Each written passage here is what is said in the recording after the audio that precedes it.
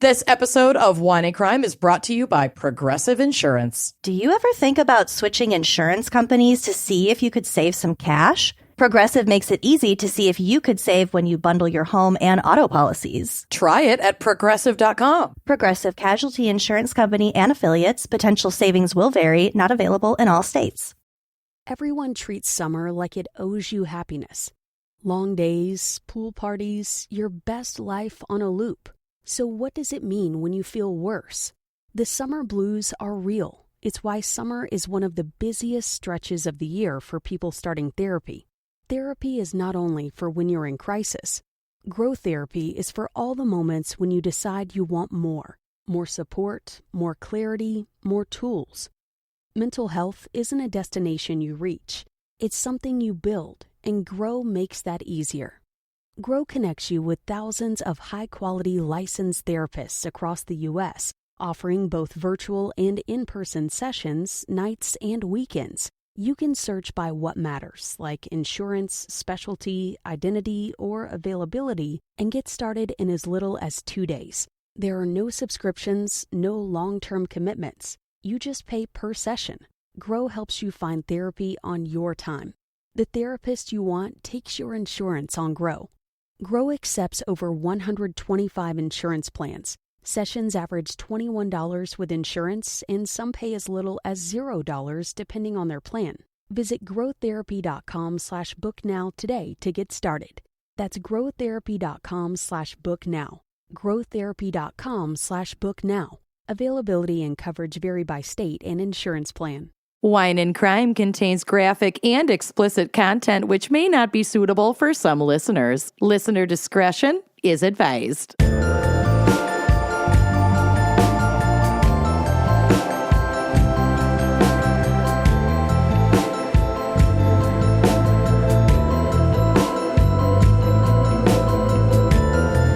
You are listening to Wine and Crime, the podcast where two friends chug wine, chat true crime, and unleash their worst Minnesota accents. So fun. We've got a good one for you today. Yeah, we got a fan picker topic for us today. But first, before I forget, I'm Lucy. Oh, I'm Amanda. I was like, what? Do you have an announcement? No, I don't have an announcement. It's just my name. I know. God, I wish I had a fucking announcement. I have no announcement. It's just my name. Nothing good anyway. No good announcements. No. Although we did have an amazing tour. Oh my God. I have not had that much fun in a grip. Yep. And we're working on a couple more shows for the rest of the year and then lots of shows for 2027. So... Oh, yeah. It was so fun. All the shows were so great and like packed. I was shook. Our Portland show, almost every show sold out. It was fucking crazy. Yeah. They almost all sold out. And I just felt so good about all of them. I just had so much fun. The people were so great. The venues were amazing. Yeah. So we want to come to a town near you. So let us know, where you're at so we can start planning some stuff. I'm thinking about throwing a bone to Wisconsin before the end of the year. You mentioned that yesterday. I liked that idea. Yeah.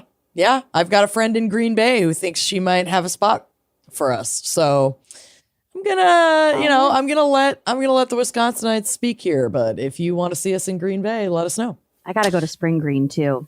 Oh, so cute. Shit's so weird cute. In Spring Green. Yeah, we're gonna be somewhere weird in October, but we're not ready to tell you yet.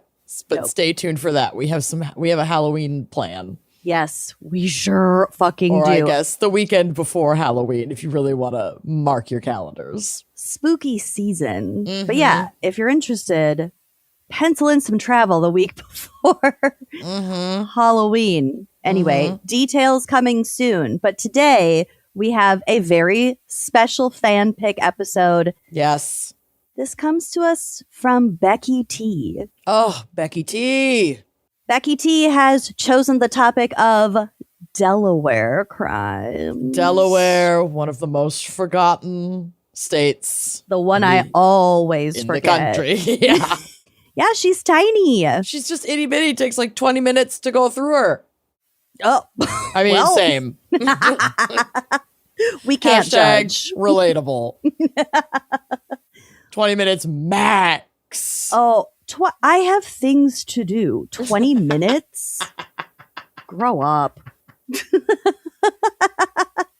Grow up. Come in my belly button. Like a gentleman. Like a gentleman. Anyway, marriage is fantastic. Amanda, We all love it. why don't you start us off with our wine crime pairing for Delaware Crimes? Yes, sweet Becky T. I wish Becky T had chosen Twisted Tea because Twisted Tea is one of my favorite Your favorite. fucking garbage things, but she instead did not choose a garbage thing. She chose Dogfish Head craft cocktail. It's like a canned cocktail. It's their vodka crush, and it's a blood orange mango crush cocktail. Bitch, that sounds Yeah. so good. It looks so fucking good. So that is our wine crime pairing. And at first I was like, why would we pick this? But when I read the About Us on the Dogfish Head website, it all became clear. So that reads, the story of Dogfish Head began in June of 1995 when we opened Dogfish Head Brewing and Eats, the state's first brew pub. Oh my God, I'm fine. The state's first brew pub. Oh, right, because it's the first state. The first state's first brew pub. That's why I can't fucking read this. Yep. In Rehoboth Beach, Delaware. Rehoboth Beach, Delaware. I think so. Dreamed up by our co-founders, Sam and Mariah Calagione. Why can I sort of read today and you I cannot? can't, so I need you. The plan was to bring original beer, original food, and original music to the area, and we did just that. Not only was Dogfish Head Delaware's first brew pub, it was the smallest commercial brewery in America, with our very first batches brewed on a system that was essentially 3 little kegs with propane burners underneath. We were brewing 12-gallon batches of beer for a whole restaurant. Whoa. It proved to be more than a full-time job, and when the doors to the brew pub first opened, we brewed 3 times a day, 5 times a week. The benefit? Brewing on such a small system gave us the ability to try out a myriad of different recipes. Small batch, baby. So obviously over time they've moved they're very much in the beer making, the beer brewing business, but they also moved into these canned cocktails.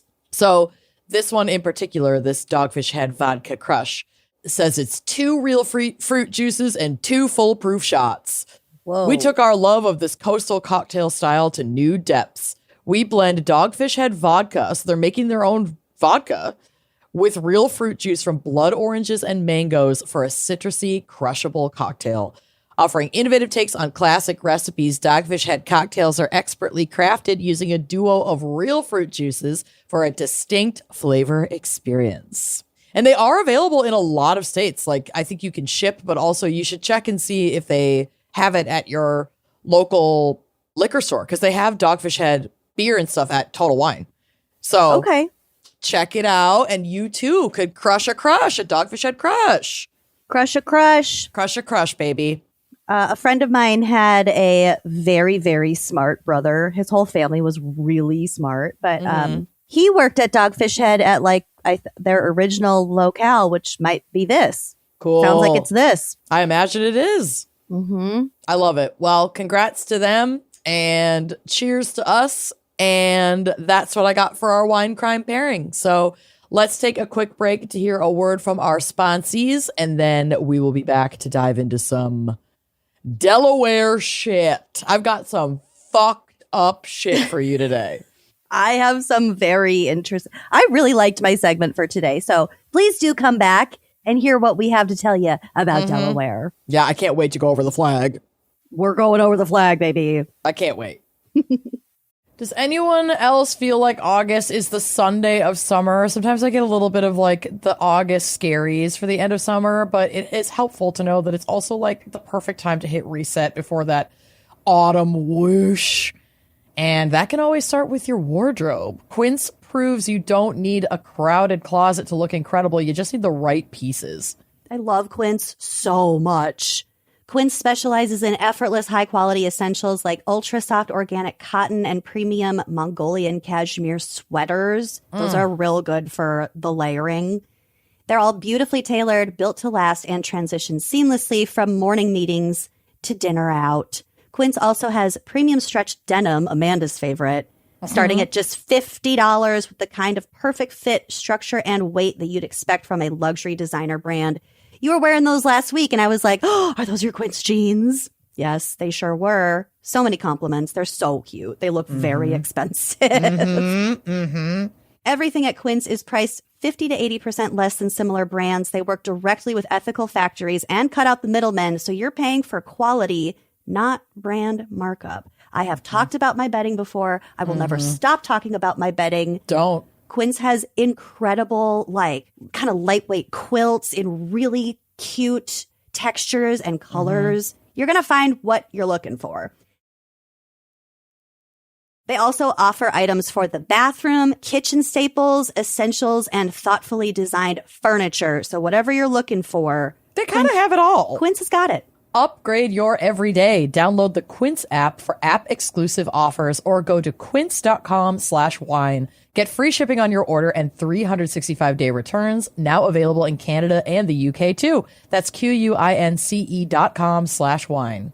When you hear the word electrolyte, if you're like me, you automatically go to like athletes and football games and, you know, post-workout stuff. But really, electrolytes are for every human body, and they're very, very helpful for your everyday function. And that is why Drip Drop has become my go-to reset button for busy days, brain fog, travel. I love them for travel. Whatever it is, Drip Drop is easy. It tastes great. It helps me feel more hydrated no matter what my day ends up looking like. Yeah, we like need electrolytes to function. Turns out, who knew? And Drip Drop is doctor developed, proven fast hydration that helps your body and mind work better. Think support for busy days, long workouts, summer travel, everything in between, because hydration is not just something you do when you're behind. It's literally how you stay ahead. Drip Drop uses science-based formulas for rapid hydration so you feel results fast while getting 3 times the electrolytes of leading sports drinks. Drip Drop is trusted by firefighters, medical professionals, and over 90% of top college and pro sports teams, which I always say, we are none of those things. But if it works for them, it'll work for you because it's built to hydrate you faster and more effectively than water alone. It's perfect for staying active all summer long. And my personal favorite, Drip Drop Zero Sugar Plus. This is a breakthrough fast-absorbing formula with an advanced blend of 6 key electrolytes, 15 essential vitamins and nutrients, and no sugar or artificial sweeteners. It's fast hydration, built with what matters most, and the flavors are so good. There are 16 original flavors and 8 zero sugar plus options that fit seamlessly into the routine. You can have this in the morning as part of your breakfast. You can have it as a little pre or post workout, little midday slump treat. My personal go-to is like a tall glass of ice water with the zero sugar plus peach. Yum. Baby. Okay, you want to know a little secret? I have done that where I mixed it with a little bit of iced tea and it tasted like a peach iced tea. Woo! Yeah, so you can get fun and creative with your Drip Drop, okay? To make it easy, Drip Drop has flexible subscription options so you're never stuck without proven fast hydration, whether you're hitting the gym, juggling work, or just trying to have enough electrolytes to be alive. That's helpful. Right now, Drip Drop is offering podcast listeners 20% off your first order. Go to dripdrop.com and use promo code GALS. That's dripdrop.com, promo code GALS for 20% off. Stock up now at dripdrop.com and use promo code GALS. This episode of Wine and Crime is brought to you by our friends at Wild Grain. Yum. Wild Grain delivers sourdough breads, seasonal pastries, and French butter right to your door. What? All made by small independent bakeries. I know, the butter girl. Everything bakes straight from frozen in 25 minutes or less so you can enjoy freshly baked favorites whenever you want them. You got a craving for cookies? Dig them out of your freezer, pop them in your oven. You're going to have cookies like very, very quickly. In 20 minutes, yeah. Unlike many grocery store options, Wild Grain uses simple, recognizable ingredients and a slow fermentation process, which is often easier to digest. You can also customize your box with classic, gluten-free, vegan, and protein options. I am so obsessed with wild grain, and the easier to digest products, like, I cannot tell you how much of a game changer that is. I'm on some diet restrictions given new diagnoses with all my stomach problems. And I was like, oh my God, am I going to have to give up bread? And then I was like, oh, guess what? This actually falls perfectly within the parameters of my dietary restrictions. Wild grain is just spectacular. I feel like it is better bread than what you're just picking up in a loaf at the grocery store. It feels so fresh. It just like feels intentional. And I really love all the different products that they offer. It's not just about the sourdough. Like, the cookies are so good. I'm obsessed with their pastries. It makes you seem like someone who has your life together when somebody invites you over and you could be like, oh, give me 20 minutes and I'll bake croissants. Fresh bread. That's all I'm saying. So if you're looking for an easy way to enjoy bakery quality bread at home, I definitely recommend giving Wild Grain a try. Wild Grain has more than 40,000 five-star reviews, was named USA Today's best food subscription box 3 years in a row. Plus, they have award-winning croissants. Visit wildgrain.com/gals to get $30 off your first box plus free croissants for life. Again, that's wildgrain.com/gals for $30 off your first box and free croissants for life, or use promo code GALS at checkout. True crime stories can be intriguing and dark, as we know, but has your mind ever started generating disturbing thoughts that you don't want to engage with? Maybe thoughts that made you question everything about who you are, or gave you anxiety, or made you feel a lot of fear. And maybe it's like a disturbing image that pops up out of nowhere, or a violent urge that horrifies you, or a thought about harming someone or harming yourself. And even though these are all unwanted thoughts, these intrusive thoughts can feel so real and so disturbing and shameful. Like, you don't really want to tell people that you're experiencing them. And you might start to wonder, like, what does this mean about me? What kind of person thinks these things? It can really easily spiral out of control. And the truth is, intrusive thoughts like these happen to almost everyone, but you got to be paying attention to it, because for people with OCD, they don't just pass by, they stick. They cause intense distress, which can drive people to repetitive mental or physical actions in an attempt to feel safe or okay, or just like kind of make you feel really out of control of your life. When you have OCD, you might spend hours analyzing what an unwanted thought could mean, desperately trying to prove to yourself that you're not a bad person. You're not a bad person. You might feel the urge to confess every little thing, seek reassurance from friends and family, or replay memories over and over to feel more certain that you didn't accidentally do something terrible. But no matter what you try, the distress always returns, often stronger than before. OCD is misunderstood, and it can be debilitating. People often suffer for years, even decades, even lifetimes, without realizing that they have it. But it's also highly treatable with the right kind of therapy, specialized therapy. Standard talk therapy won't cut it, but exposure and response prevention therapy, or ERP, is highly effective. And that is why we want to tell you about NoCD. They're the world's leading provider of OCD treatment. All their licensed therapists are trained in ERP, and they will never judge you for anything, for any frightening thought that you've had. Therapy with NoCD is 100% virtual. They offer between session support, so you are never alone. And they accept insurance for over 155 million Americans. So if any of this sounds familiar, visit nocd.com to book a free 15-minute call and see how they can help. That's nocd.com.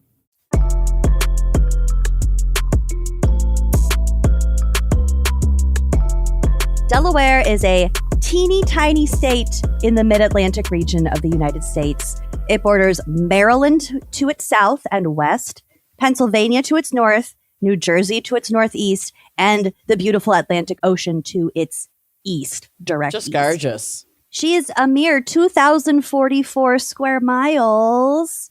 So 16 miles long and 30 miles at its widest. So you really can run through her in 20 minutes. Yeah, she is tiny. Delaware declared its independence from Great Britain on June 15th, 1776, before the United States.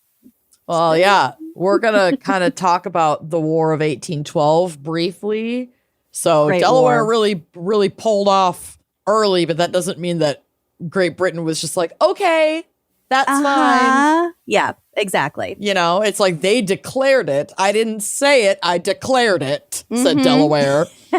I declare independence. Independence. It thereby also became independent of Pennsylvania, because Pennsylvania just kind of had it absorbed for a really long time. since 1682. So, yeah, she really found herself in June of 1776. Mm-hmm. Delaware is the second smallest and sixth least populous state, but also the sixth most densely populated, because you gotta be crafty about fitting all those folks in only 2,000 square miles. Mm-hmm. Dover is the capital, but Wilmington is its most populated city, and the whole state only has 3 counties. Wow. So you have It's like tinier than I knew it was tiny. yeah. But it's like tinier than I even thought when you really lay it out. 16 by 33 miles. Well, no, 96 and 39 at its widest. Oh, okay. 96 by 39. I don't know why I heard 16. Whatever. I mean, well, 39 at its widest. It probably is 16 miles wide at some parts. Oh, God. I don't have a great grasp of what the state is even shaped like, if I'm being honest with you. Mm-hmm. It's shaped like a shredded... it's like a shredded scrap of lace because it's so covered in channels and water and coast. We'll get to the channels and water. It ain't right. It ain't right. It's just like a fish. shredded sack hanging. It's like I love it. I mean, listen, I've driven the Delwater Gap many times. She's gorgeous.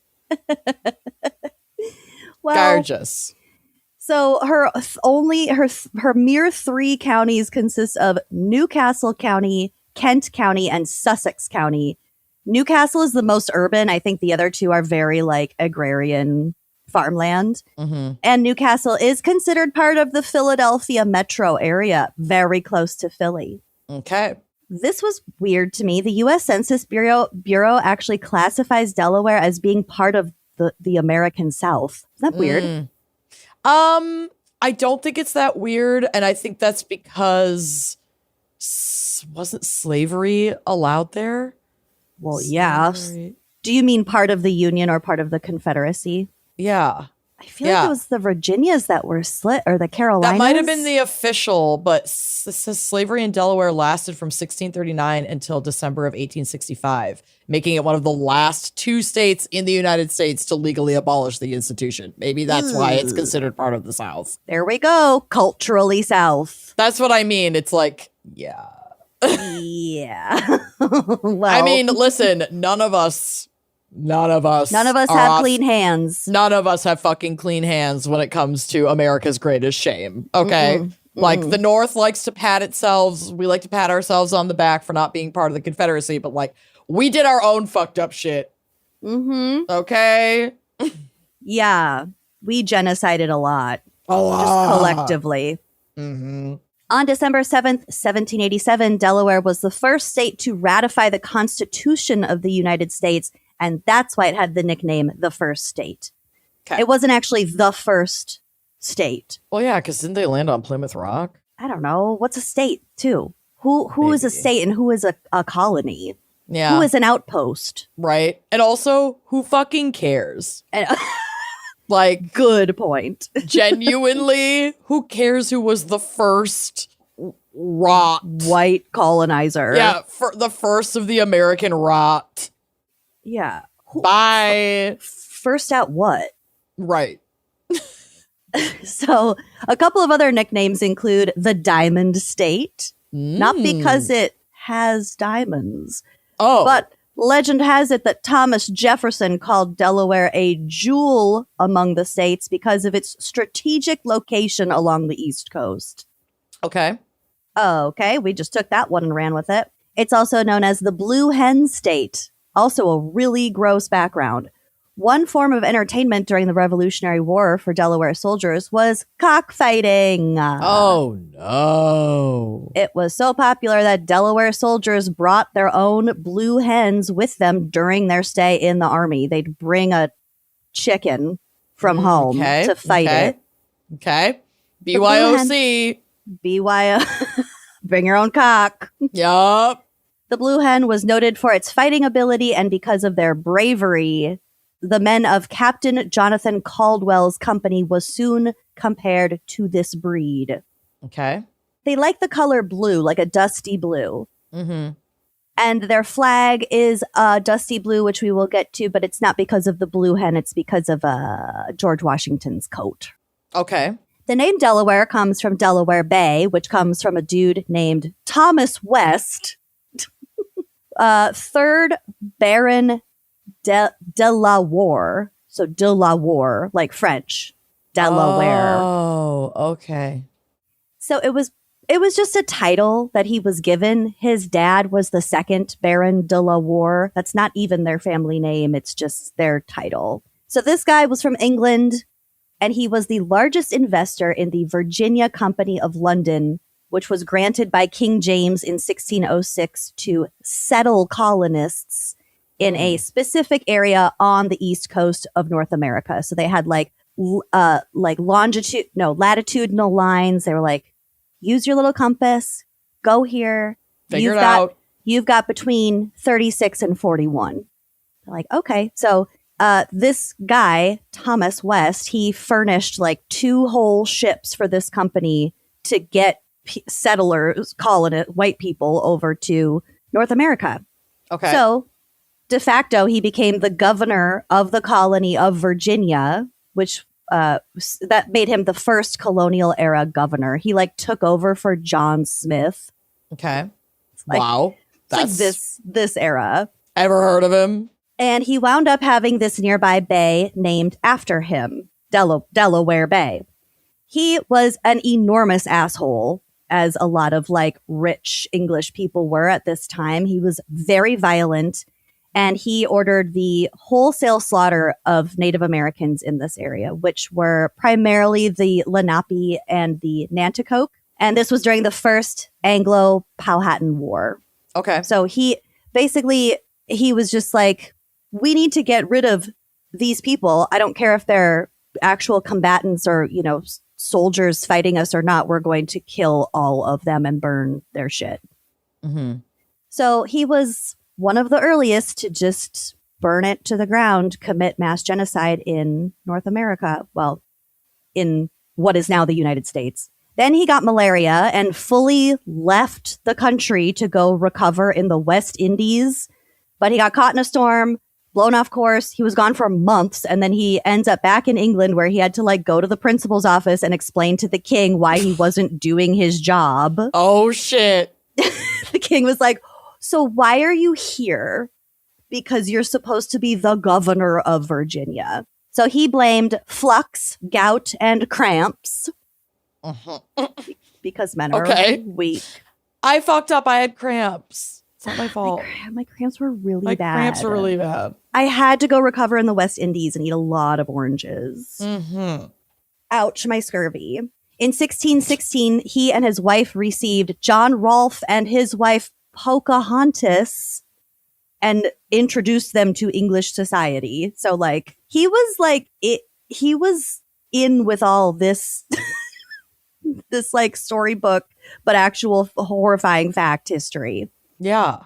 Meanwhile, the guy he put in charge when he left was also a really brutal, like tyrannical governor. So in 1618, Thomas boards a boat to go see what this guy's doing in his governorship while he's away, and he dies on the way there.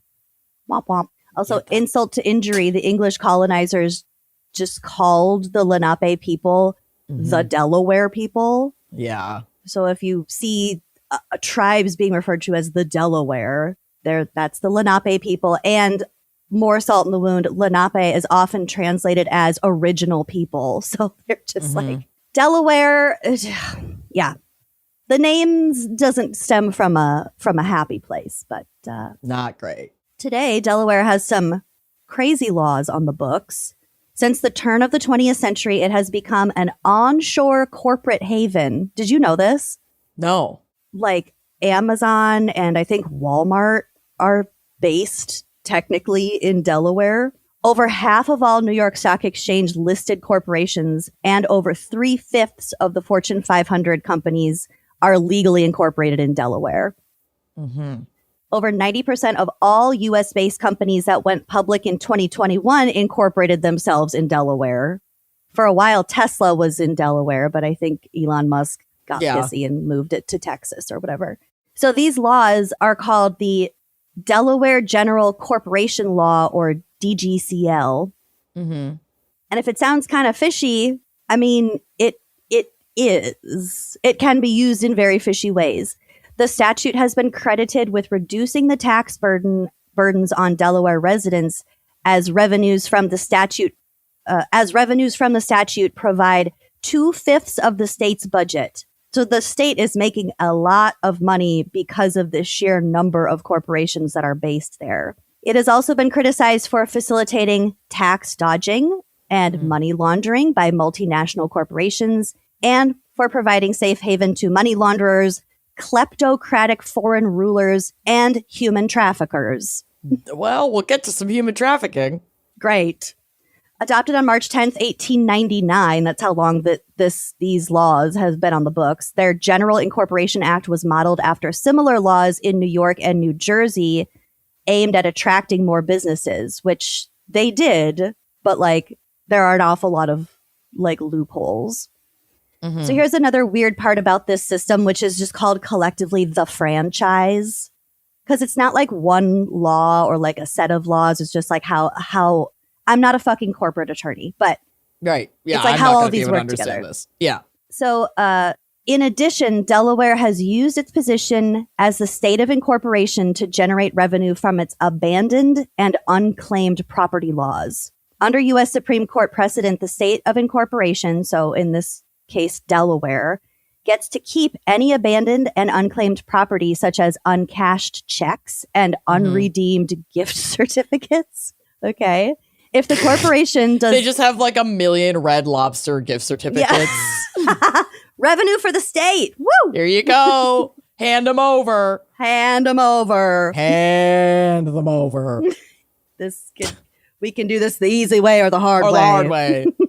If the corporation does not have information about the location of the owner of the property, basically if they don't leave a forwarding address, it is considered abandoned property. Yep. And abandoned property alone provides Delaware with about $500 million annually.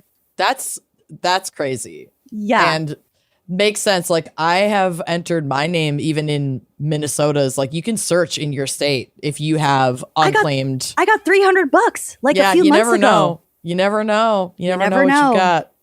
No. Yeah. I had some like check from State Farm. I'm like, I don't think I've ever even done business with State Farm. I don't know why I had a check floating around out there, but better check.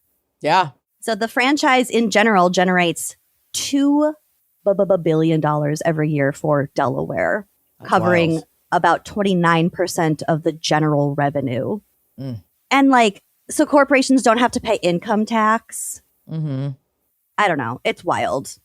Okay, so that's a little bit about their weird laws and why if you were very rich. Oh, also, it's super easy to become a corporation in Delaware. You just have to have enough money and like file the appropriate paperwork. Whereas in most other places, you have to like involve a judge or like some sort of approval system, but not in old Del. Interesting. I'll give you one guess what the state beverage is. Fucking milk? Yep. Yeah. Okay. Cool. Its current slogan is endless discoveries, but they changed it from it's good being first. Okay. I think that was a little bit too sassy for some of them. Yeah. It's good being first. And then you have to like explain why you're not the first state. You're just the first state to ratify the Constitution. They're not really the same. I guess kind of. Whatever. Its state fruit is the strawberry. Cute. Its state fish is the weak fish. Rude. Sad. Yeah, rude. Targeted. The state insect is the ladybug after school children petitioned the General Assembly in 1974. Okay, that's adorable. I really like that.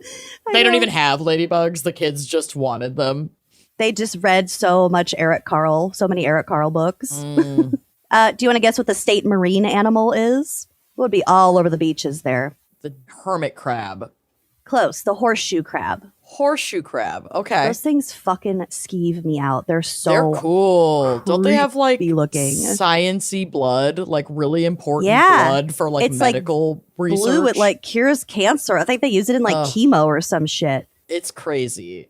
Yeah, horseshoe crab blood. The state seashell is the shell of a channeled whelk. Okay. The state flower is the peach blossom, also adopted after petitioning by school children Love it. before the General Assembly. Love it. They really made the children do a lot of heavy lifting back in the day. They really did. Mm-hmm. So, school children petitioned back in 1895 for the peach blossom. That's wild. Damn. And it's because beginning in the early 1800s, Delaware became a leading producer of peaches until a blight called the Yellows destroyed all of the orchards in the late 1800s. Oh, no. Yeah. That's awful. The Yellows got to them. I'm going to call into work with the yellows. Don't call into work. I need you. I know, that's right. Sorry. All right, let's get to the flag. Okay. The flag of Delaware, there's a photo on the drive for you, consists of a buff-colored rhombus on a field of colonial blue. Oh, I love a buff rhombus. A buff rhombus. With the coat of arms of the state of Delaware inside the rhombus. Below the rhombus, the date December 7th, 1787. They're so fucking proud of this. Declares the day on which Delaware became the first state to ratify the Constitution. Mm-hmm. The colors of the flag reflect the colors of the uniform of General George Washington. Ever heard of him? Mm. So the coat of arms in the center of the flag was adopted in 1777. It depicts a shield of horizontal orange, blue, and white stripes. Yeah. On Unless the you stripes- count the tiny strip of green grass that kind of looks like a stripe at the bottom. Well, that's primarily there for the ox. Mm-hmm. On the stripes are a sheaf of wheat, an ear of corn, and an ox standing on said green grass strip.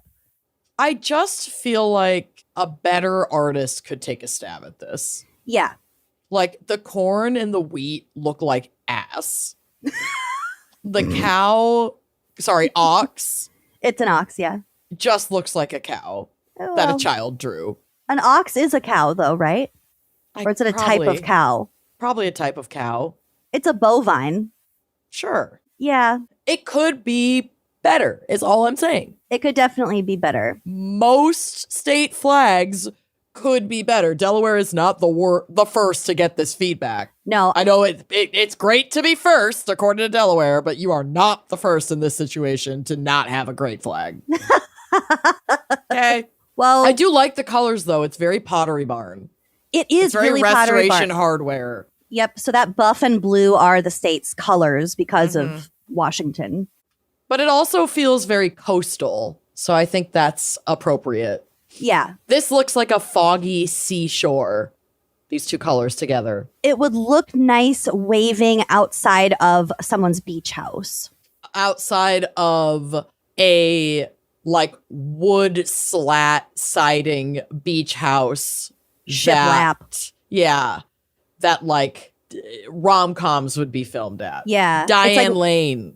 weathered gray wood. Mhm. It's White withstood trim. many, many storms. White trim. Some White. Adirondacks. Mm-hmm. Yeah. Very white indeed. Very, very white. Okay. Above the shield is a sailing ship. Supporting the shield are a farmer on the left and a soldier on the right. And the state motto below the shield reads Liberty and Independence. Mm-hmm. So I declare independence. So we've kind of gone over how we feel about the flag. But there is an official actual ranking. In Oh. 2001, a survey conducted by the North American Vexillological Association placed Delaware's flag 52nd in design quality out of the 72 Canadian provincial, U.S. state, and U.S. territorial flags that they ranked. That's a pretty low ranking. It's, yeah. It's Well, not, also, when I saw that it came in 50 great to be seconds, that first. made me laugh. yeah. It's great to be first. Oops. Sorry. First in guys. line for a revamp of your Yeah. state flag. God willing. Okay, I have a case for us. Okay. I was not able to sit down and start writing my notes until late in the game for this episode. So instead, I listened to a podcast of Unsolved Mysteries about this particular case. It takes place in Delaware, but that was a large part of my research, was listening to this episode of Unsolved Mysteries. Cool. And it is still technically unsolved, but we all fucking know what happened and we'll get to it. Got it. Okay, it's one of those. It's one of those. You're going to be so pissed. Okay. On July 23rd, 2019, a construction worker working in the Brandywine River in Wilmington, Delaware, the most populous city in Delaware, came across a body. So he was standing on a bridge over this river and he happened to look down and he saw a body floating down the river and it kind of got stuck in some branches. And he called the authorities and they were saying, like, if he had not seen her, if the body hadn't gotten caught in the branches, it was really, really close to going out into Delaware Bay where they never would have found it. So it was floating down. It was almost out to basically the ocean. So the body was identified as that of Susan Ledyard. I think her maiden name was Morrissey. Susan Morrissey Ledyard, a beloved 50-year-old high school teacher. So first, a little bit about Susan from Unsolved Mysteries. This episode did a really good job of like interviewing a bunch of her family members, like 2 of her sisters, and just painting a picture of who she was. And she's just like enigmatic. One of those people. It's always one of those people. Quote, Susan Ledyard had what many saw as a charmed life growing up in a wealthy enclave of elite families on the East Coast.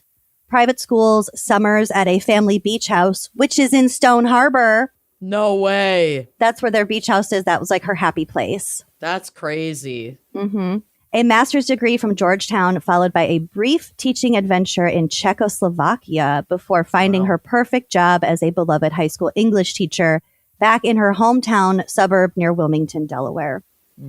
Loved ones describe her as brilliant, witty, and full of life. So a little bit more about her background. For several years, she lived with her sister Meg in San Francisco while teaching English at a high school in Oakland. But at the age of 36, she moved back to the East Coast to be closer to the rest of her family in Wilmington. And that is when she met a man. No. Ben Ledyard. He was the son of a prominent local family and former classmate of Susan's older sister, Missy. So, like, her sister kind of knew him a little bit. They had, like, a tangential connection, but they started dating and they ended up getting married. So, back to the scene. Susan's car, it was like a black Honda Civic, I think, was found about 3 miles away from where her body was found. And at first, they thought that she probably floated downriver and that she had, whatever happened, had gotten into the river where her car was, because her car was parked near a bridge that also went over that river. At 9:30 a.m., a trooper knocked on Ben and Susan's door at Riverview Avenue. He knocked for 4 minutes and there was no answer. So he left and he called the house and Ben answered the phone. And Ben was like, "Oh, I didn't hear anyone knocking." Convenient. Then at about 10:50, so like a while later, he drove to Walker's Mill where Susan's car had been found. Sometime in the next half an hour, there was the realization that that was Susan in the river. Wilmington police came to the scene with Delaware State Police, and they informed Ben that it was his wife and she was deceased, and that was her car and that was her body. And he did seem distraught. He said, "Oh, she's the love of my life." You know, somewhat what you would expect of a husband whose wife was just found in the river. Just found out his wife died. Yeah. Her whole family finds out what happened. There was like maybe suspicion that it was some kind of suicide. And they're like, absolutely not. That's not Susan. It must have been a terrible accident. So they find her phone in the car and they get access to her call logs, her text message history, location history, all that stuff. So they start to build a timeline. This is Detective Grassi, who is actually still the lead investigator on this case. And I'll give you his information at the end if you know anything. He said she was on her cell phone throughout the night, texting and calling friends. That is not abnormal for her. Her sisters described her as a night owl. She was frequently just up until 1, 2, 3 in the morning, just like texting her friends. Yep. Her sister is probably still in California, so that probably made more sense for her. Mm-hmm. But not abnormal. Those calls and texts stopped around 2:45 a.m. We were able to locate surveillance footage from some area businesses and residences, and I know that at approximately 3:02 a.m., her car pulled out of her own driveway. Mm-hmm. It's about a 2-minute drive from her house to where her car was parked, and her car went straight there, and we are able to track it through a couple of different cameras along the path. But when they got that footage, it was in the middle of the night. It was dark. They couldn't see anything. They could see that a car drove past. They could safely assume it was Susan's car, but they couldn't see like who was driving, if anyone else was in the car, if she was distraught or whatever. So that didn't really help them. But Ben appeared to be fully cooperating with authorities and told them that she had taken some Ambien that night.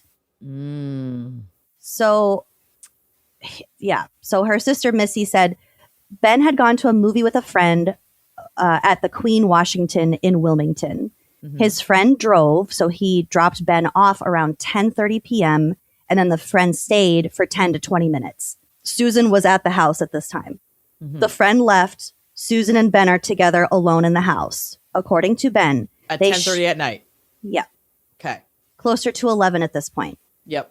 They shared a half a bottle of wine together, and they had each taken their respective sleep aids and went to bed. So as far as he knew, he was like, well, we both took an Ambien. He said she definitely took an Ambien, and then he, took something, went to bed. And then he came down in the morning and Susan wasn't there. When she was discovered, she was wearing her Fitbit. And the Fitbit. Oh, the Fitbit is going to sing like a canary.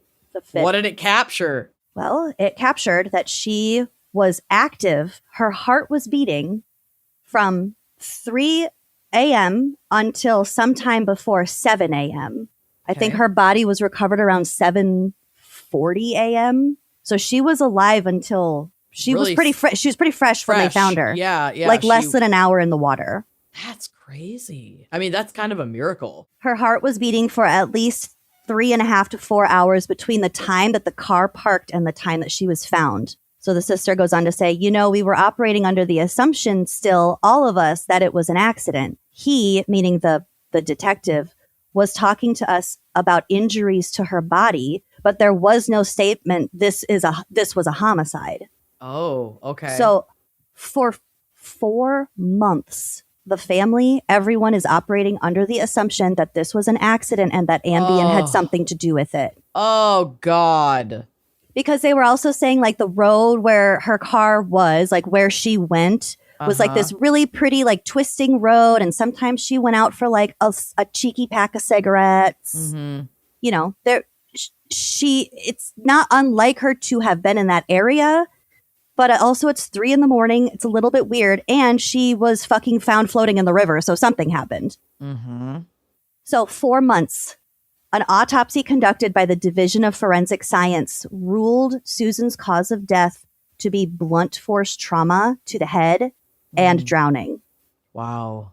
So on November 14th, nearly 4 months after her body was found, authorities ruled her death a homicide, and there was no Ambien in her system. I was going to ask about, like, bro is out here saying, oh, she took Ambien and drank half a bottle of wine. Like, we're not going to have a toxicology. So there's no Ambien. Do you know her blood alcohol level? That was not mentioned anywhere. So negligible, if anything. Blood alcohol level after a person is deceased is very complicated because your blood, the chemicals in your body start to turn into alcohol in a way, like however they test it. It's hard to get an accurate reading.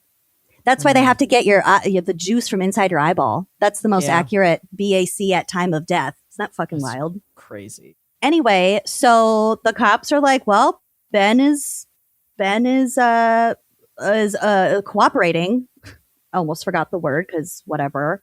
Ben is cooperating. He's been cleared by the detectives, we have no reason to believe that he had anything to do with it, but it was a homicide and it's still unsolved. Interesting. So I have a little update for us. Okay. In January of 2023, first of all, Ben moved out of the house and was engaged to a different woman a year later, within a year. No. Mm-hmm. That's Yeah, fucking telling. Yep. So that was in, let's see, I don't like that. That would have been in 2020 where he got engaged to somebody else. In January of 2023, Benjamin Ledyard was arrested on charges of second-degree assault, terroristic threatening, and menacing in an attack on his new wife, Stephanie Ledyard. Uh-oh. This is so fucking gross. Court records show that Benjamin was also charged on New Year's Day of 2023 with a previous attack on Stephanie over the summer in which he allegedly bit off the tip of her pinky finger. What? Yeah. The charge is a first-degree assault in which in which he intentionally disfigured her. So that is a first-degree assault. Stephanie had earlier told authorities at the Wilmington Hospital emergency room that she injured her finger in a door frame. But also Benjamin was in the room at the time when she did this. So she placed him at the scene. Yeah. They took her word for it at the time. You know, you could fuck up your finger in a door frame. But she later told police this week after his arrest that when Benjamin had bit off her, first of all, that he bit off her finger and then told her, quote, "I think I swallowed it." Oh my fucking God. Yeah. He also swung like a pool cue at her in their home and was coming at her with tried to hit her with a marble like statue figurine thing made out of marble. Interesting. And blunt force trauma. He tried to blunt force trauma her. He also Meanwhile, his previous wife died of blunt force trauma, was dropped in a river, and had a bunch of other injuries. She also said he pushed her on the ground and repeatedly banged her head into the floor. Holy shit. He's a fucking psycho, allegedly. Yeah, and I'm sure the fact that this not is behind still, bars. Delaware State Police have maintained that this assault charge is separate from the investigation into Susan's death, which remains open and active. Uh-huh. The Morrissey family says, quote, "We miss Susan every day. We need everyone to help us spread the word about her case to generate tips." Fucking And then her sister Meg said, "Someone is waking up every day and going to sleep every night." Oh, I have goosebumps. "Knowing they have taken her life and shattered her family." Yeah. So they are offering a $50,000 reward for anyone who... Information that leads to an arrest. Yeah. So if you know anything, you can contact Detective Grassi directly by calling 302-365-8441. The state is also welcoming tips through Delaware Crime Stoppers at 1-800-TIP, TIP 3333. Wow. So poor fucking Susan. I was listening to the rest of that episode on my way back from dropping June off at daycare, and I was just like, are you fucking kidding me? Yeah. Hard not to just scream into the void in anger about shit like that. The update, it wasn't even in the episode. I found that separately. No. The fingertip fucking thing. That's crazy. And I mean, this is just another like really fucked up and sad reason why it's so important to report assault, to establish patterns. Not necessarily, this is what makes it so fucked up. It's not even for your own fucking safety. It's for the safety of the future victims when that individual escalates. And that's part of the reason why, so many people don't report, because there isn't immediate action and safety. And the best you can hope for is that you've added to a paper trail if and when somebody fucking dies at the hands of an abuser. And like, how dark and pathetic is that? Ugh, shit just pisses me off. That's awful. But yeah, R.I.P. Susan, that should never have happened to you. Whatever happened should not have happened to you. Same, Stephanie, you deserve a full finger and not to be terrorized and abused in your own home. Yep. I hope she's doing okay now, but that's really scary, especially like, I don't know, knowing what happened to his previous partner, and then she's being abused, and she's like, fuck. I know. This was not the right call. No. I gotta get out of here. No. Fucking A. God damn it, men. Yeah. Fucking men. Well done. I'm glad you listened to that podcast because that was wild. Yeah. And I really hope that justice is served, that we do figure out exactly what happened to Susan. Yeah. And I hope that man goes to prison for something. Yep. For one of the things that he very apparently did. Allegedly. Good God. All right. Okay. Let's take a quick break. Take our meds. Yeah. Take our meds. And if you don't want to listen to ads, you can come join us on Uncorked and get these episodes and tons of bonus content ad-free. We'd love to have you. Come join us. Support for today's episode comes from Square, our besties. We just got back from tour. We use Square every day. And they've got big old news. During Square's biannual releases event, they launched a wave of innovative new tools to help local businesses run faster, smarter, and more profitably. Who doesn't love to hear that? From AI that answers your toughest business questions to tech that simplifies food orders and tracks every dollar, it's all live and it's built for businesses like yours. Whether you're starting fresh or scaling fast, Square helps you keep up and get ahead. And right now, listeners can get up to $200 off Square hardware when you sign up at square.com/go/wine-and-crime. That's SQUARE.com/go/wine-and-crime. Visit Square to get started because the right tools make all the difference. I love using Square for our merch sales. It is so easy to see, to like find reports. This Square AI feature is your new automated business partner. It brings all of your business data to your fingertips, like right on your dashboard. You can just ask a question like, what were my top sellers last month? Which day of the week is slowest? It gives you this personalized insight that is invaluable, especially to small business owners like us. You can gain control of costs and your bottom line. It's always good to have all of that sort of in clear picture. Plus, you get to keep all the features that you already love. You can take every payment type from tap to pay to Apple Pay to invoices, manage your staff, your payroll, your schedule, sell online or in person like we do at our live shows. Just tap the little Square reader. It's so easy. Square launched its most powerful tools yet, designed to give local businesses a competitive edge without the complexity. If you're ready to sell smarter, run faster, and stress less, right now you can get up to $200 off Square hardware at square.com/go/wine-and-crime. That's SQUARE.com/go/wine-and-crime. Run your business smarter with Square. Get started today. We're all going through it. Why do more laundry? Especially bedding laundry, like the most annoying laundry to do. You gotta rip apart your whole bed. You gotta wash everything. It's just a lot. Okay. And wouldn't it be nice if you had sheets where you could do that just a little bit less, even if it's just like every other week instead of every week? And you really should be washing your traditional bed sheets every single week because they can hold more bacteria than a toilet seat, which is Lucy's favorite fun fact. And it grosses me out every single minute of my life. So Miracle Made is what we're here to talk about because their bedding is designed to fight bacteria and stay cleaner longer with silver-infused fabrics that actually prevent up to 99.7% of bacterial growth. It's so gross. You do not want to be laying your face or your bod on sheets that are that dirty because guess what? That can clog your pores, cause breakouts. So Miracle Made's antibacterial design helps you sleep literally cleaner and clearer night after night. They're so comfortable, and you would be shocked at the price of these sheets because they feel just as good, if not better, than sheets you'd find at a 5-star hotel. And they don't have that wild markup. Miracle Made sheets are crafted with NASA-inspired silver-infused fabrics that help you regulate your body temperature. So whether you're a hot sleeper or a cold sleeper or both, it doesn't matter. These sheets help keep you in the comfort zone night after night. And like Amanda said, way less laundry, win-win, win-win. So upgrade your sleep or give the gift of better rest. Go to trymiracle.com/gals to try Miracle Made sheets today. You'll save over 40%. And when you use promo code GALS, you'll get an extra 20% off plus a free 3-piece towel set. They make an amazing gift. And with a 30-day money-back guarantee, there's no risk. That's trymiracle.com/gals, code GALS at checkout. And thanks to Miracle Made for sponsoring this episode.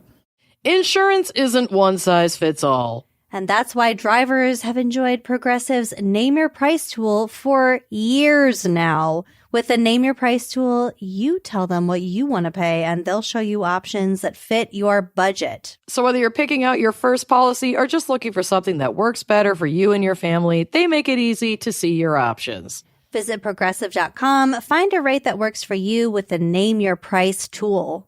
Progressive Casualty Insurance Company and Affiliates. Price and coverage match limited by state law. I need to be healthy every day to survive it and go through the next chemo round and the next chemo round. So it's important that work was part of that, to keep my mind busy for 8-9 hours. And then I had to go back and face the reality. I had a goal, and the goal was to survive. Research shows there is a significant connection between the ability to continue to work and cancer recovery. We can make work a better place for healing. Learn more and sign the pledge at workingwithcancerpledge.com.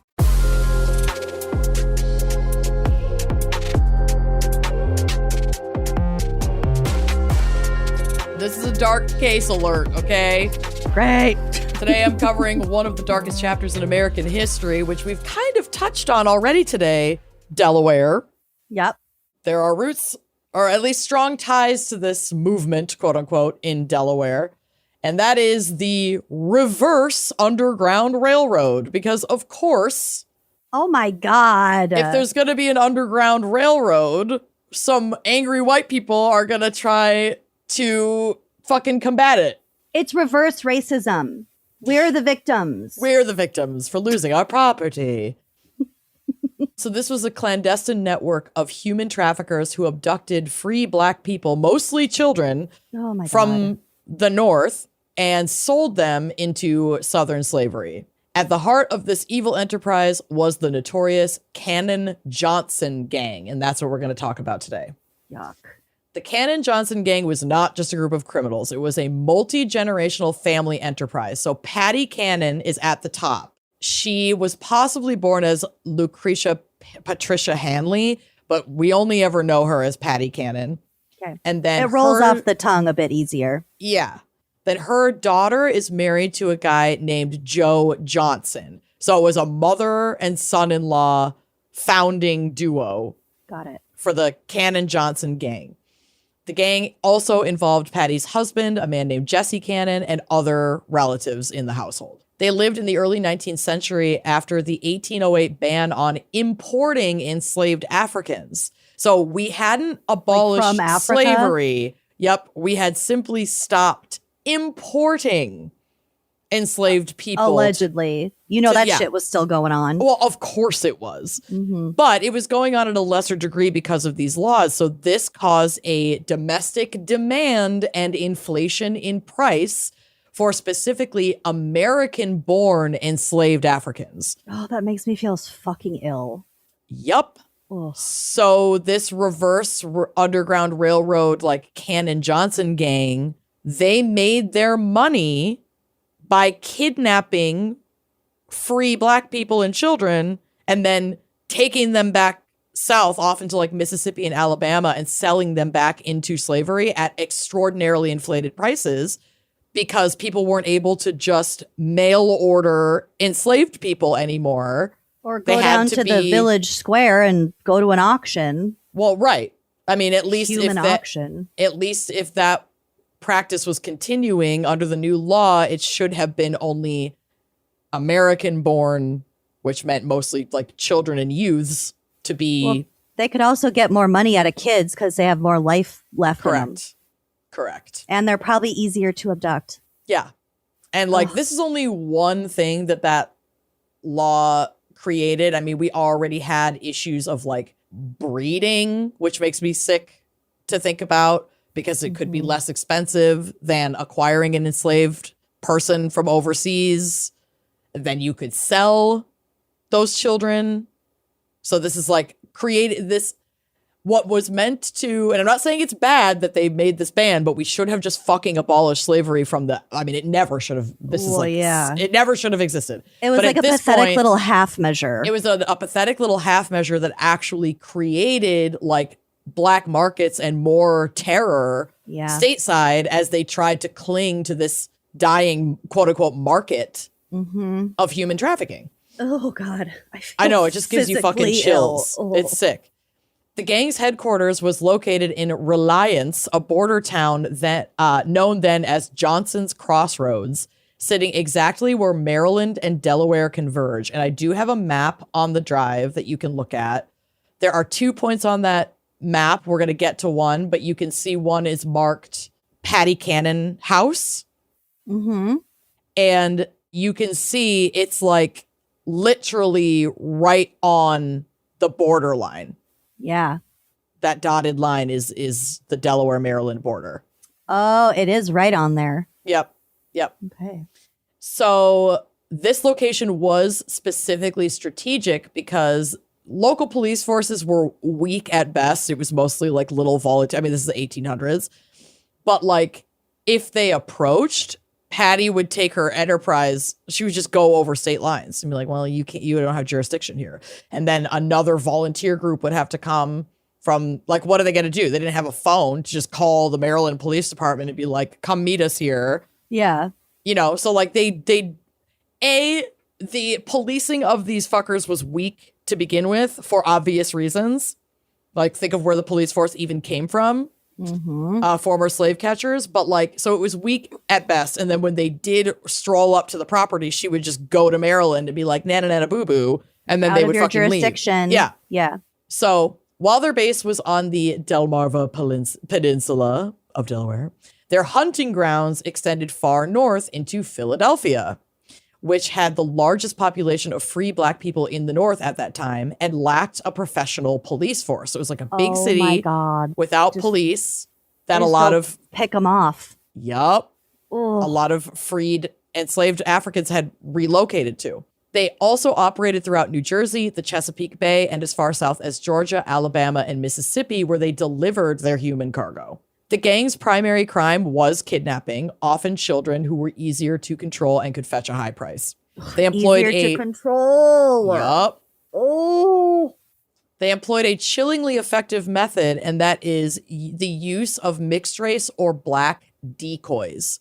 So we'll kind of get to how Patty convinced. I mean, she didn't really need to convince people to be part of this operation because she herself was a slave owner. And so she owned, quote unquote, Black and mixed race people. Okay. So she didn't have to sneak around with Not really. Black people. No. Wow. At a time when Southern slaveholders came to Philadelphia, often with their enslaved property, as well as free Black Americans living in that area, it was difficult to determine what was happening between adults and children. So seeing white adults with Black children was normal because slave owners came to the city with their quote unquote property. So this wasn't uncommon to see, but there were also free Black people, formerly enslaved people that were living there. So seeing Black adults with Black children free on the street was also normal. Mm-hmm. So people weren't really paying attention to like weird goings on. Yeah. You know, it didn't, and none of it seemed suspicious. Like just the mere fact that either white adults were interacting with Black children or Black adults interacting with Black children just in the city street side wasn't raising any red flags. Yeah, like observing that kind of relationship. Mm-hmm. Yeah. But Yep. very murky. And like Very you were murky. saying, I was listening to another podcast about Ben Franklin. Mm-hmm. But like, yeah, Philadelphia was a really fucking crazy city around this time with Mhm. tons of people. Mm-hmm. Like, yeah, Yeah. I can totally see this. And she lived Really in close. Delaware, or she lived Yeah. in, She lived in Delaware, right on the Delaware-Maryland border. was it illegal to own slaves in Pennsylvania? So like Philadelphia at this time? If you I lived believe there? so. I believe so because it was that city at least was the largest population at the time of recently freed enslaved Africans. So I don't think there was. Yeah. But I didn't check that. Let me look. But it's so creepy because it's so fucking close to where you have this huge metropolis city of, you know, newly freed people and all of this innovation and like action and movement. And then Okay. just over the border, there's people owning slaves still. Yep. So Pennsylvania did allow slavery in the early creation of America, but was the first state to pass legislation to abolish. It says the legislative act for the gradual abolition of slavery. So like the soft launch in their state. Yeah. Let's not get too dramatic. Can't do this overnight. But that was on March 1st, 1780. So possibly by this time, that process had completed, would be my guess. And that's why there were freed now Black Americans living there, because the slavery had been abolished. So that's the city that they went to. That was a safe place for them, supposedly. That's supposed to be.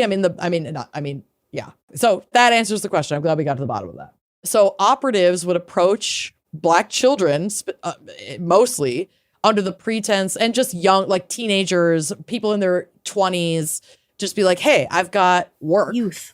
Yeah. Yeah, youth. I've got work for you. You know, do you need a job? Come, I live right here. Come check it out. And it just feels so insanely diabolical that like Patty, and it's also completely unsurprising that Patty would weaponize the Black people that she had under her quote unquote employ, that she essentially owned and controlled, to then force them to conduct these acts of violence, this kidnapping of people in their own communities, knowing that a Black child or a Black youth on the street is going to be more trusting of another Black person than a white person approaching them, offering them work. She knew that. That's so she did that gross. intentionally. Yeah, of course she did. And it worked well.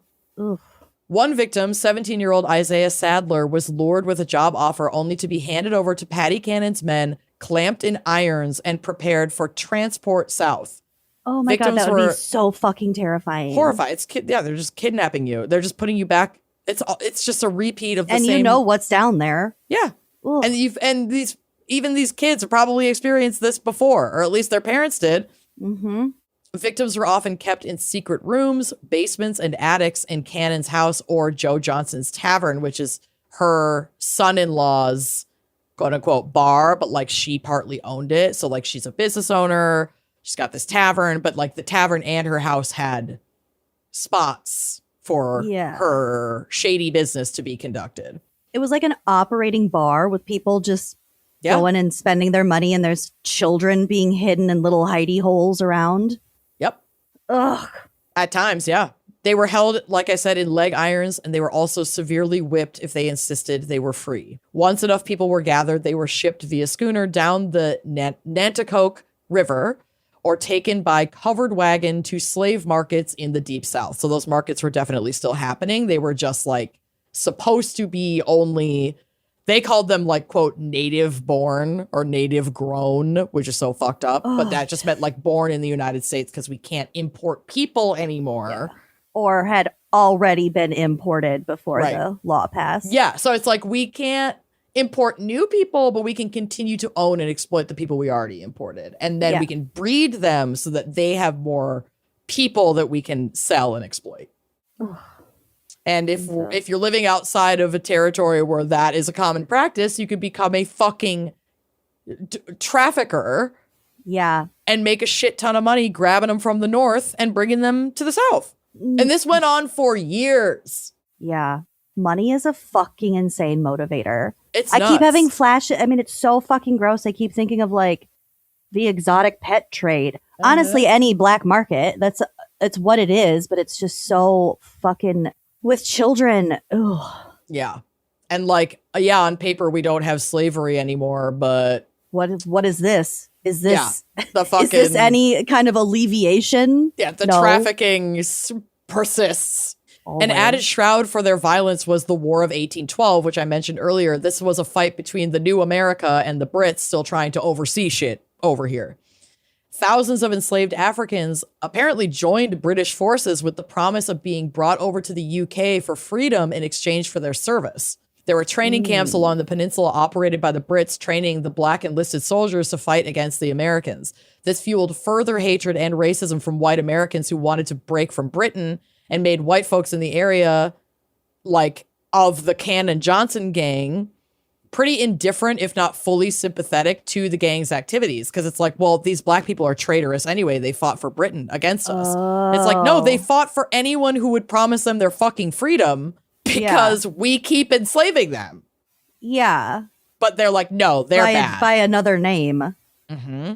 So basically, public sentiment was like, whatever. And it was already like that. Get him out of here. Because we were hot off the presses of Like, you don't abolish slavery and then racism ends. Hi, it's 2026. It still hasn't ended. But like, you know, it's just, there was so much going on that allowed this gang to operate. And we will never know just how many people they trafficked and killed. It's certainly in the hundreds, possibly in the thousands. God. This and all gang. of those families, their kid or whoever just got snatched, just didn't come home. They're just gone. And was sold into slavery in the And where are South. these black families going to go to get their loved ones back? Who are they going to call? What recourse? There's no police department. And even if there were, you know. How So helpful, the gang's activities. How helpful are they now, let alone? Right. Yeah. The gang's activities continued for many years. Local law enforcement officials were reluctant to halt the illegal operations that they very well knew were going on, and may have been afraid of the gang's reputation for violence. So on top of the indifference of police departments toward the welfare of black individuals in general, they were like, well, they're really dangerous. We're scared. We're not going to go over there. Yeah. Patty's scary. She's scary.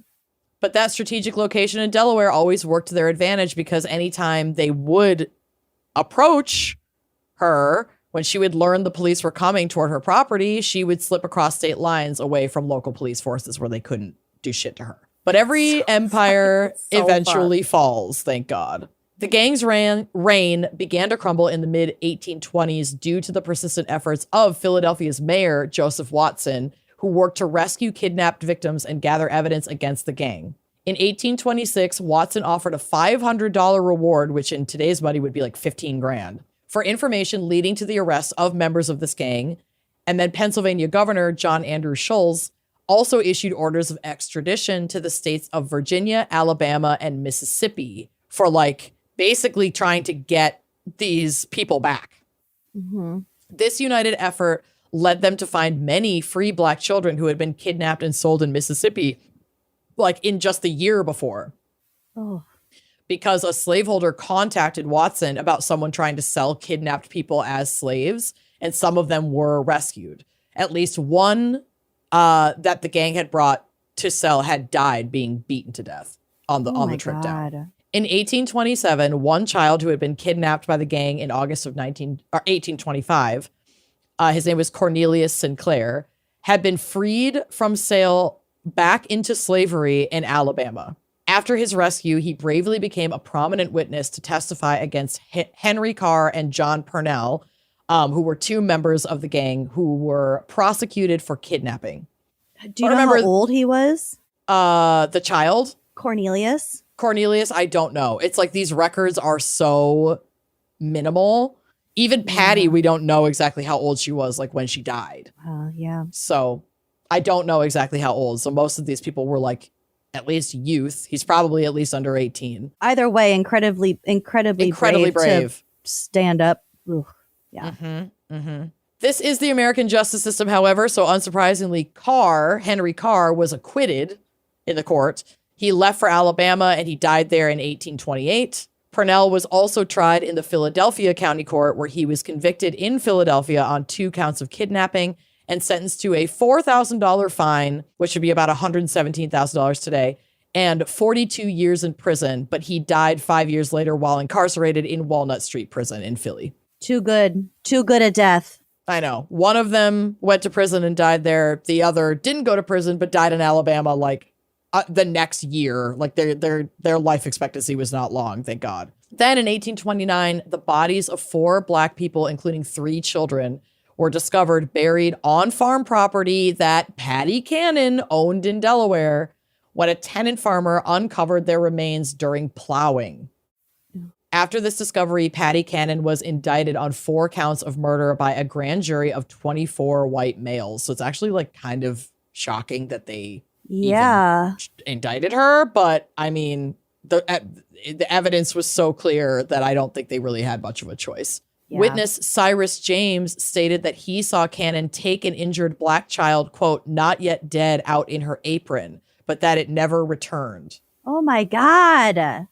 So this young man, Cyrus, was a mixed race man. He'd been purchased as a slave by Patty Cannon when he was 7.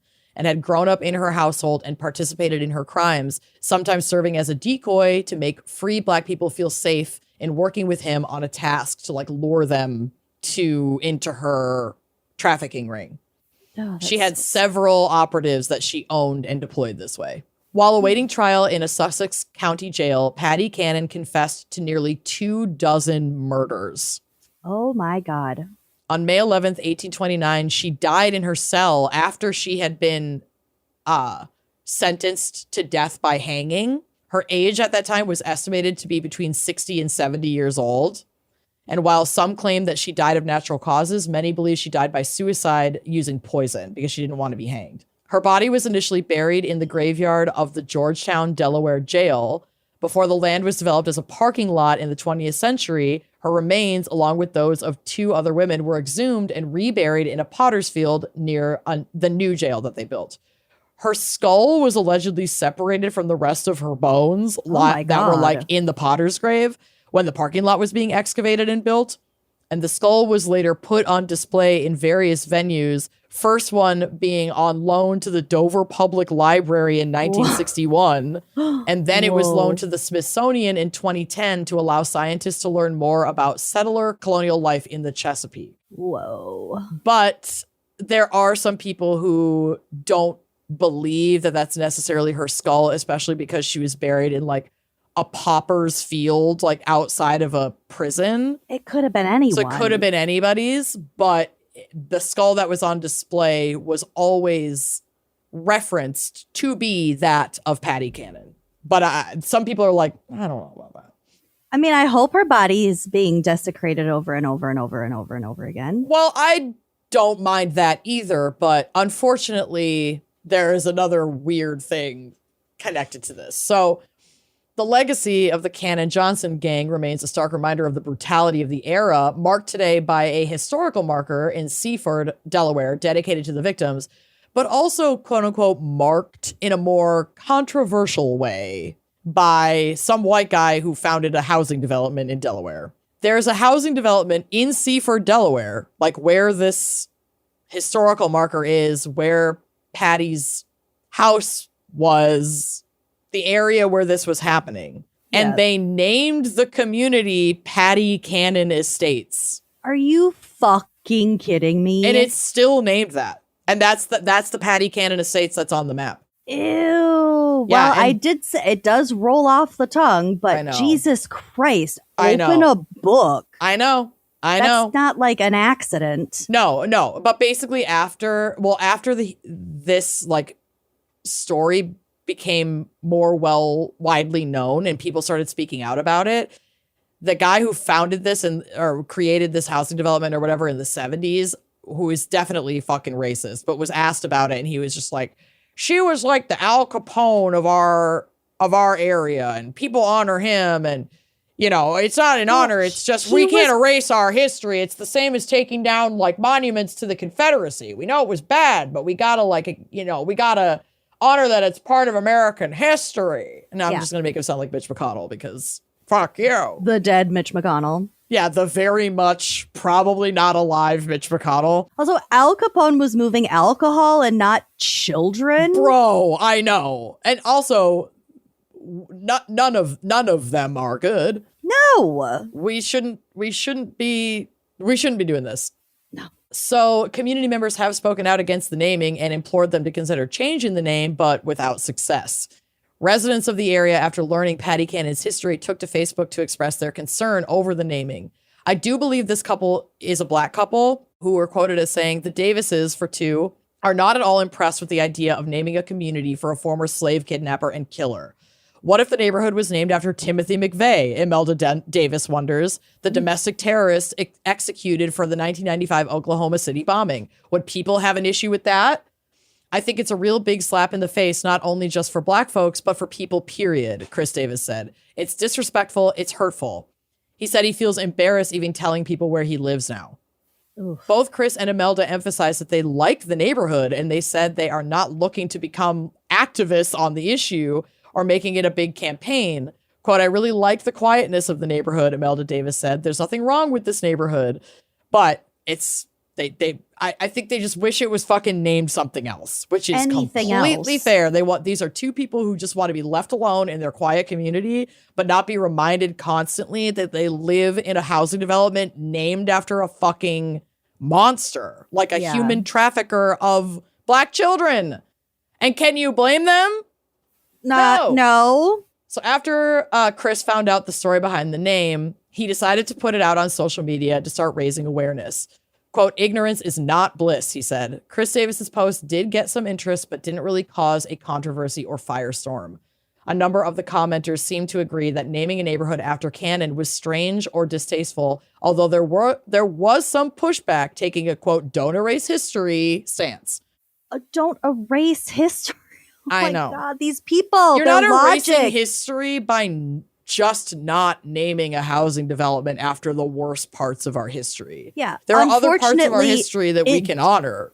Unfortunately, this woman did live and did do the shit that she was accused of. Yep, and We can't change it. We certainly not don't need to erasing history. celebrate it after the fact. There's a historical marker that, we're not erasing history. We're certifying that this happened, but you don't need to name a neighborhood development after it. Like, No. what the fuck are we doing? No. What an honor it would be to have a neighborhood named after you. This bitch did not deserve that. Did not. They should change Literally it to anyone else. Miss Baby Rachel Beans Estates. Yeah, Miss Rachel Estates. Sounds great. I'm into that. Anyway, that is my case for Delaware Crimes. Isn't that crazy? Wow. Ew, I had never heard of that. That is so foul. I know. For these state cases, I like to look in the way back machine, and I was like, oh, fuck. Delaware has some bizarrely dark roots. Yeah, I mean, it really does make sense, though, because it's in just like the bosom birthplace of America, which was created out of atrocities. So, of It's course. also like between like Appalachia and like the coast. It is snuggled in a very culturally bizarre and creepy intersection. area. Mhm. Yeah. We got to do a Delaware show. This place is weird. I really want to go to Delaware now. I've only ever driven through it. I've never actually like spent any time in Delaware, so we might have to check it out. We got to spend at least 20 minutes ramming through Delaware. We at least need to have one drive across Delaware. Mm-hmm. One afternoon leisurely drive. Next Gals Go. Gals go to Delaware. Oh, no. Gals go to that lacy rag, or however you described it. That lacy sack. Yeah. It kind of looks like a ball sack. A lacy, shredded ball sack. I still don't know what Delaware. What shape are you? You're gonna be surprised at how well I described it. So I'm excited for you to see it. It is, yeah. Well, yeah, the sack, because it's bigger on the bottom. Mm-hmm. Yeah. Yeah. Like a skin tag. Like America's. I don't know why It's I'm being the skin so tag mean on to the Delaware. armpit of America. I'm so sorry to America's skin tag. I didn't mean to. I don't know why I suddenly have this like vendetta against Delaware. We were just saying how we want to go. Beautiful beaches. It's gorgeous. It's gorgeous. I have Minnesota giant state superiority, and I own it. I'm sorry. I apologize. There's a lot to be proud I apologize of. to our 7 Delaware listeners. I'm so sorry, you guys. Including Becky T. Most of all, Becky T. First and foremost, Becky T. I'm sorry I shit down your Delaware throat. Sorry we shit down your lacy sack.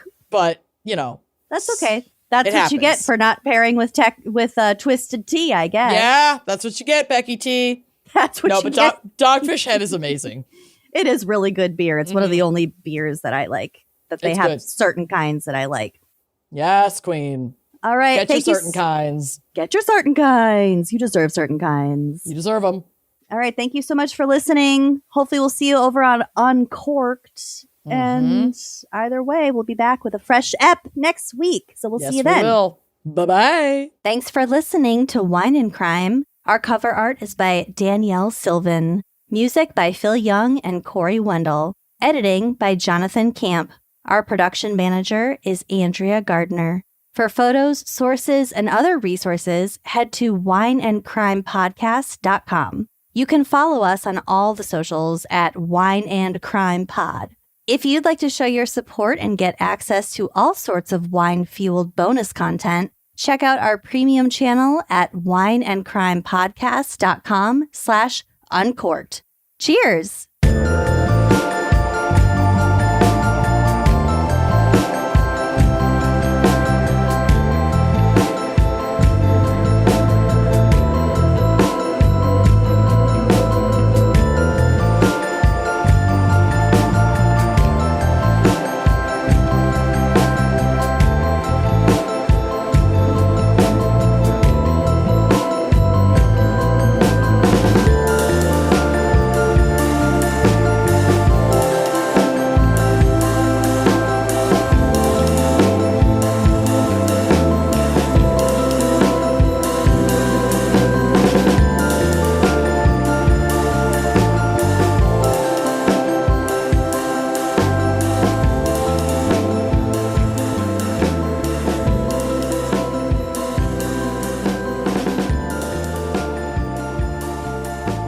When you need to send the perfect rose bouquet, only one brand can say they've been the floral authority for 50 years. 1-800-Flowers. Why should you trust 1-800-Flowers? They hand-select every stem to ensure top quality. And with nationwide delivery, smiles and satisfaction are 100% guaranteed. And right now, when you order a dozen multicolored roses, we'll double it at no extra cost. Don't miss out on this limited time offer. Order today at 1-800-Flowers.com/podcast. That's 1-800-Flowers.com/podcast.